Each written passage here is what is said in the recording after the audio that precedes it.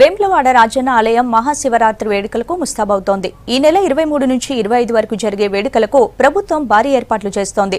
వేడుకలకు దాదాపు 5 లక్షల మంది భక్తులు వచ్చే అవకాశం ఉందని ఆలయ అధికారులు చెబుతున్నారు. భక్తులకు ఇబ్బందులు కలగకుండా అన్ని ఏర్పాట్లు చేస్తున్నామన్నారు.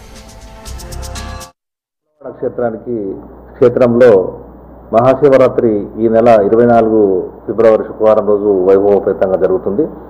ఈ మహాశివరాత్రి సందర్భంగా ఈ క్షేత్రానికి సుమారు 3 లక్షల మంది భక్తులు హాజరవుతారని చెప్పి అంచనా వేస్తున్నాము.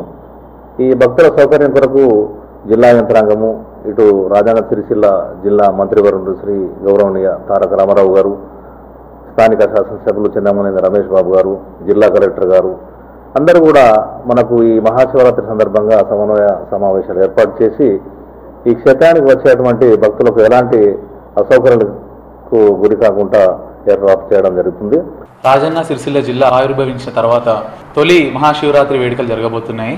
పోలీస్ శాఖకు సంబంధించినంత వరకు కట్టుదిట్టమైన భద్రతా ఏర్పాట్లు చేయడం జరిగింది.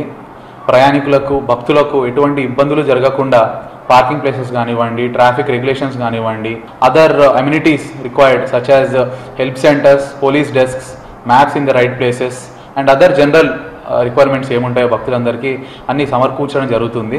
పోలీస్ డిపార్ట్మెంట్ తరఫున ఆల్మోస్ట్ 1500 పోలీస్ పర్సనల్ డిప్యూట్ చేయడం జరుగుతుంది.